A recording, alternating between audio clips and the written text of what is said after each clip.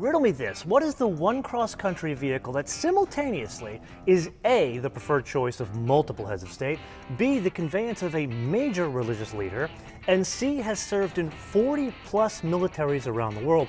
And oh, by the way, over the past 40 years, this same cross-country vehicle has become a very tall, very fast, and very heavy hot rod in a box.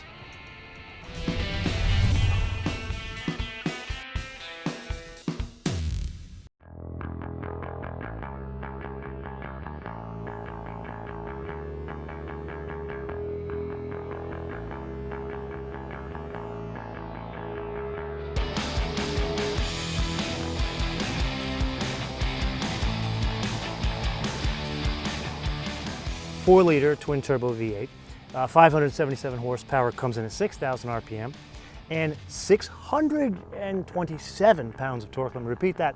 627 pounds of torque, comes in at 2,500 RPM, stays flat all the way to 3,500 RPM. Okay, so let's do this, but there's a number we need to cover before we put our foot into this thing. 5,551 pounds, that is the weight of a standard G550. This is the AMG G63, as we've discussed already, 5,842 pounds. So with that, this is the regular engine setting. It's 100%. Doesn't matter how much weight. It's crazy how fast the box can be. So, you may have heard of one of these cars the guy down the road here has. It's called a Cobra. And it makes ridiculous noise, mainly because things are in the wrong place. Kinda like this.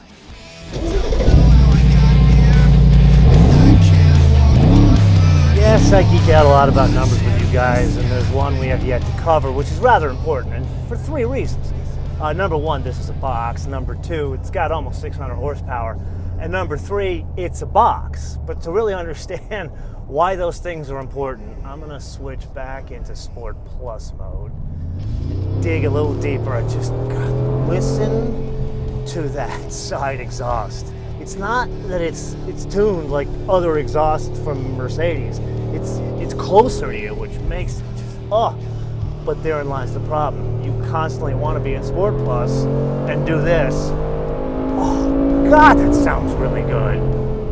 But here's the problem. I have run 2 tanks of gas through this thing, and I am averaging 11.42 mpg. That's combined. Body on frame, no unibody here. Rear suspension, that is an old school, like your grandfather's Oldsmobile, solid, rigid rear axle that is connected to the ladder frame with leaf springs, longitude control arms, and a panhard rod. When was the last time you and I talked about a vehicle that was not 50 years old with a panhard rod? Then we moved to the front, and here is where they broke with 40 years of tradition. They threw out the rigid axle in the front, replaced it with a double wishbone suspension, but here a number of changes. It's not attached to the ladder frame with a subframe, which most unibody vehicles do. Here it's attached directly to the ladder frame, which, from what I understand, improves the off-road ability of the G Wagon. From there are coil springs, then there's a torsion bar. Then we add to that a 4-wheel drive system. Notice I don't say all-wheel drive system, because this has not 1 but 3 locking differentials to 100%. And just as an aside, the people who actually manufacture this vehicle, mostly by hand in Österreich, they also make the 4MATIC systems for the rest of Mercedes. Here, 60% of the torque goes to the back wheels. Then the smallest brakes on offer are 13.9-inch diameter rotors in the front of the G550, not this G63. Then the wheels, the smallest wheels that are on offer, are 19 inches on the G550. These are 22s, obviously not really conducive to off-roading. Oh boy, yeah, there's definitely some lean. But pitch, squat, dive, and roll generally composed when you understand what you're dealing with. This ain't no S63, and even that's a big girl at 4,800 pounds whipping around turns like this. Here, it's better than you expect, but it's still no canyon carver. Did you really expect any different? Let's say for the sake of discussion, this was the G550, the regular 4-liter twin-turbo V8. That one would have a departure angle of 30 degrees and an approach angle of 31 degrees. However, the G63, you could imagine, not as good, would be 27 degrees departure and 29.6 approach.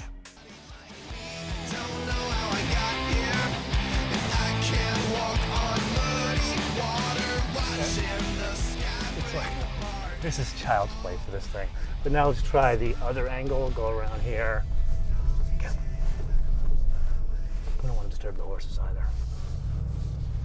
And this is no differential lock, no nothing. Like, yeah, there's plenty of torque. And, okay, so yeah, we got to get a G550 and go find some real off-roading. Now let's lock, I love this. We can lock the center, the front, and the rear differential. This is awesome. There are many traits in here that survive 40 years of G-Class. Like, for example, the headroom, the seating position, or the fact that you're sitting in a box.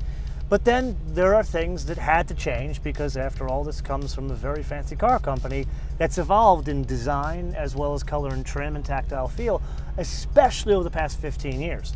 Like, you look at the tactile feel and the color and trim here, this all comes from the current S-Class.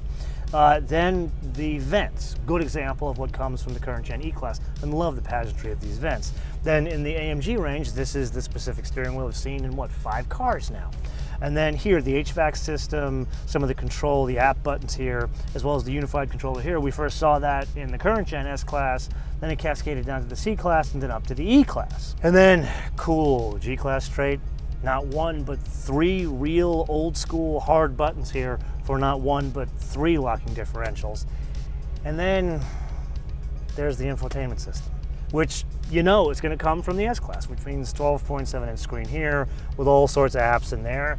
And then the TFT screen here, which gives you the gauges. You can configure it any way you want. You have all these different apps there and blah, blah, blah, and Apple CarPlay, Android Auto. But come on, man. I've said this in the AMG episodes, that these are special vehicles. We want something special here, to the point where all AMGs, you know, they have the IWC from Schaffhausen clock. I mean, these are people who make like real watches you buy for as much as what this thing costs. But this is even more special. Like, the G-Class is the second longest running nameplate in the Mercedes world. Forget that it's manufactured by a different company in a different country. Come on, man, let's do something special here. I'm even willing to give it a name.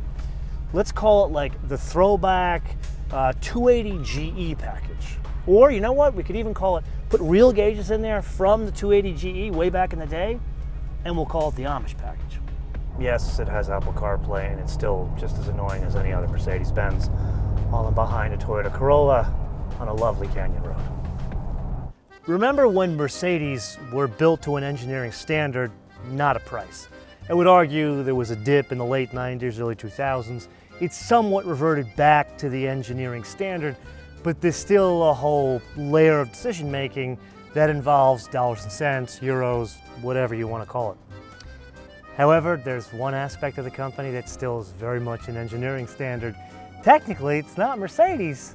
It's down the road in Österreich, in a small town called Graz, where, well, just listen.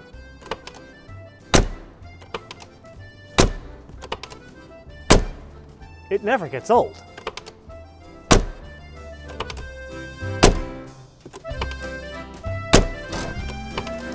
Let's try something you and I normally don't ever do. Mr. Fertig? Ich auch. Panic stop.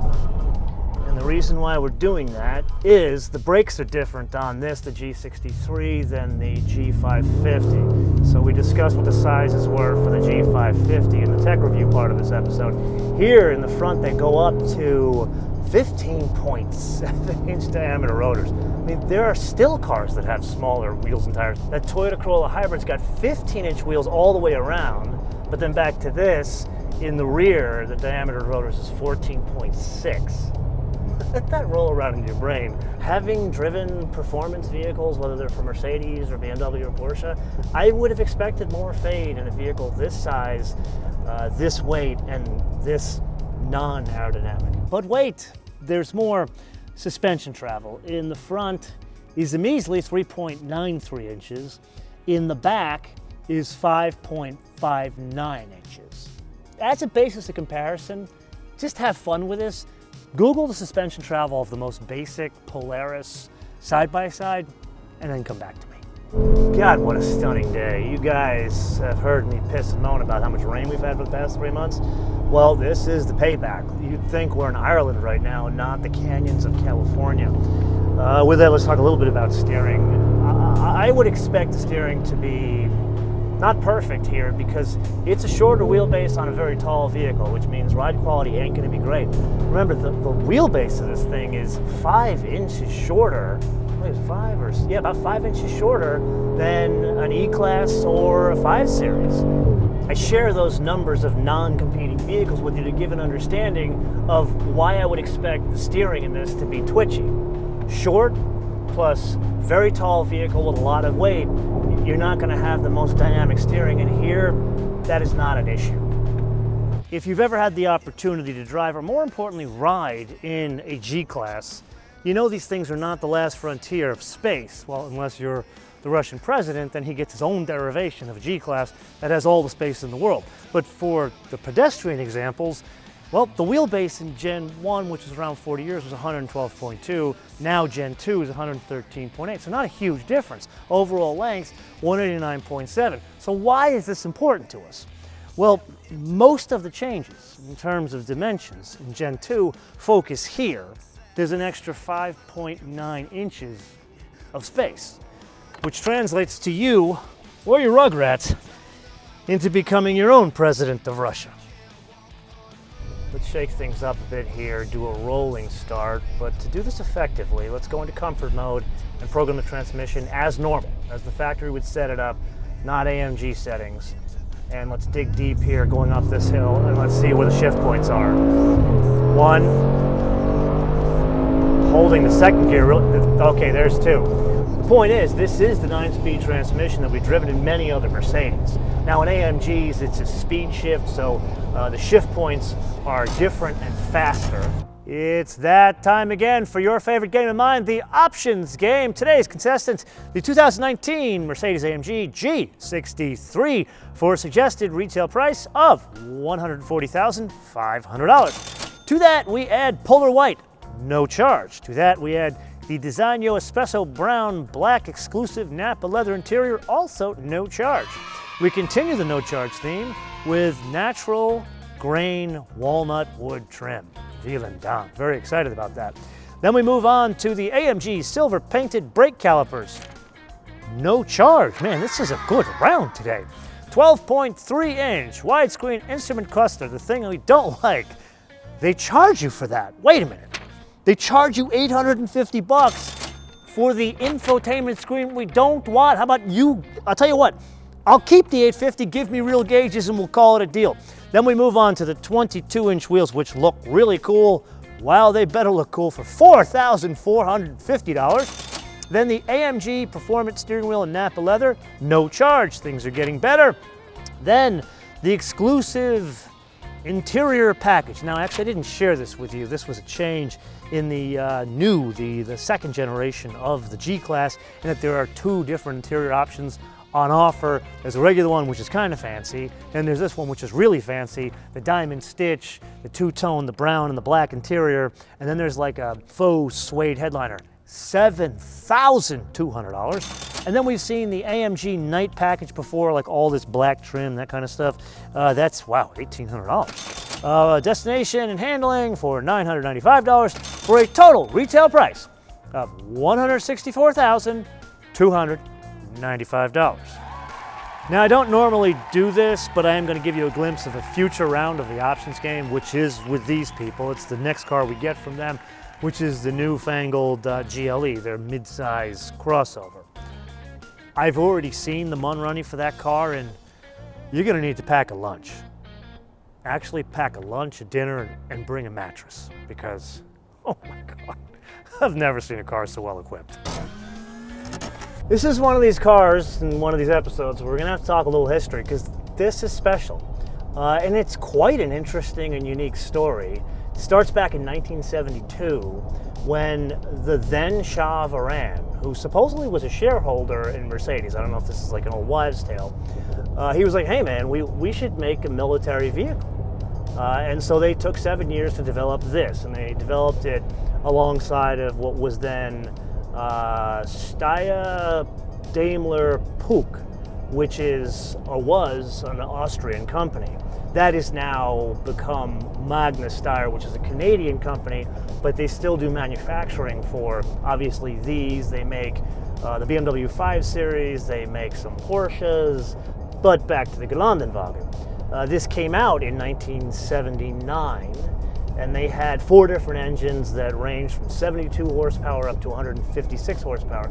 So it wasn't like a fire-breathing monster that this thing is. And the plans were twofold. They were going to sell it as a military vehicle, which indeed they did, and sell it as a vehicle under contract, either with different manufacturers or different countries. Like, for example, Peugeot made a version of this and sold it in France. Or this, as a Greek, I'm actually quite proud of this. There was a Greek company that was state-owned that manufactured these things and sold these things in Greece as well as to the Greek army. Now, the military applications, that's the more interesting part of the history of this thing.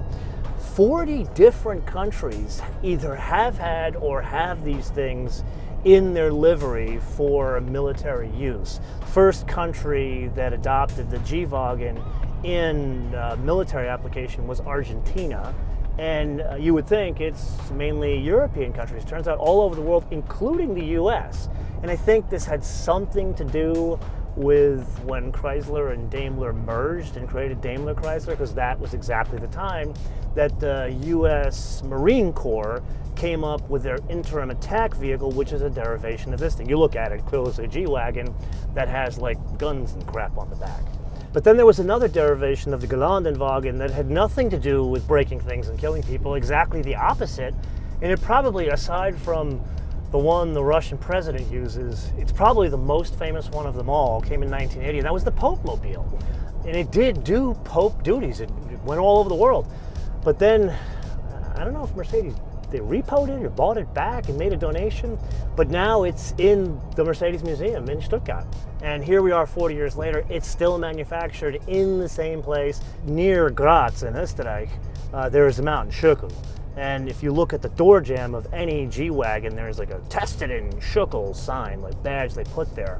And apparently every single last vehicle that comes off of the line goes on this 5.6 kilometer test loop that is literally about going up a steep grade and down a steep grade in this mountain in the Austrian Alps. If that ain't a story, I don't know what is. It's old. And everything that you would think about old applies here. It's old in design, old in engineering, old in execution, which mostly translate in today's day and age around town to bad. This is not the most wonderful vehicle to drive around town. Ergonomically, it's a train wreck, and we already discussed the fuel economy is awful. And yes, Mercedes does make a better version than this called a GLS. For those purposes, they were thinking for a millisecond to replace this with a GLS, but they thought better of it. And here's why. It's focused on one thing. It's not trying to be a Swiss Army knife, it's trying to be a survival knife, and a very good one at that. And for that very reason of focus, it is one of the most perfect vehicles on the planet. That is all I have to say.